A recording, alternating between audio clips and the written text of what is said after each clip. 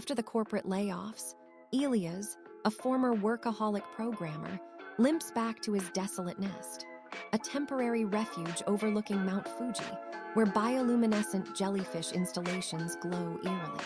He tries to inspect the strange neurological onslaught that sometimes renders him helpless, always orients him towards the abandoned district, and caused a recent citywide blackout, forcing him to wear protective gear because the nanotech radiation was officially banned. He knew this happened because a powerful, shadowy entity within global management was involved, and he couldn't buckle under the anxiety.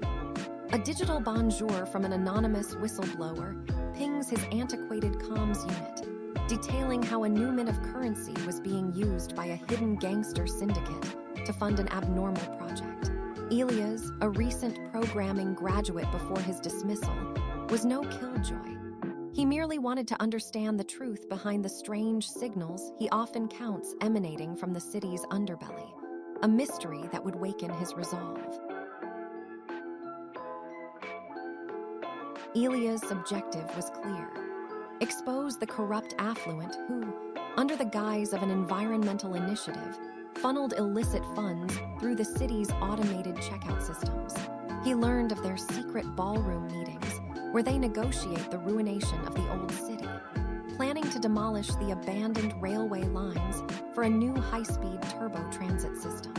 His informant, a known wise guy operating from the underground network, detailed the gunplay and vandalism used to silence dissent, and Elias felt his muscles twitchy with adrenaline. Furthermore, he discovered that the entire faculty of the city's technical institute had been either bribed or tricked into complicity. Their ideal of progress warped into a tool for corporate greed.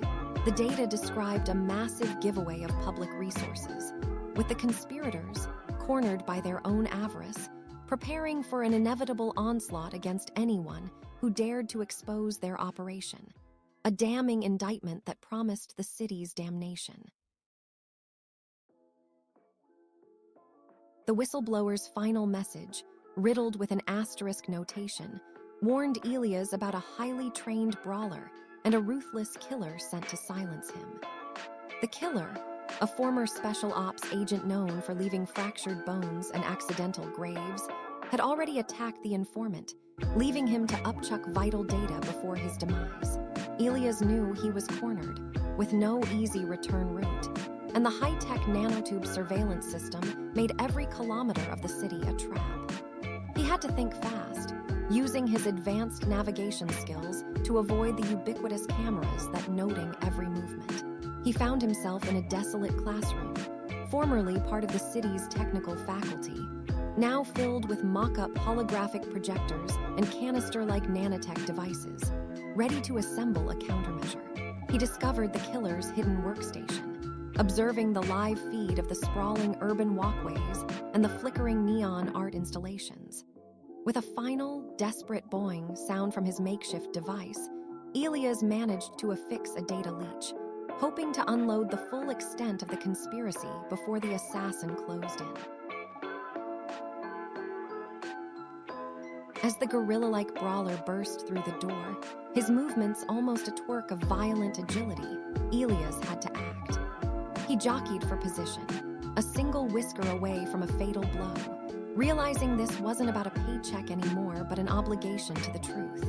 He deftly dodged the knives the brawler wielded, smelling a faint hint of garlic from the killer's breath, a bizarre detail amidst the chaos. The sheriff of this district, a corrupt official, had piped information to the wrong people, ensuring Elias would not be a winner. The data on the leech trickled, slowly revealing the full extent of the luxurious corporate lynch mob's plan, which included forcing widespread obedience through nanotech implants. Elias, with a final, laborious effort, activated a localized blackout, plunging the room into darkness. He saw a flash of the killer's entra-like cybernetic implants in the momentary light, a final vowel of their monstrous intent. As the lights died, Elias knew he was a fortunate man, having completed his objective. The truth was out, the raffles of justice would begin, and his alcohol-induced whirl of fear was finally replaced with resolve. His mission, now a touchdown for justice, was a success, ideally leading to a brighter future, not just for him, but for all the city, a testament to his ideals.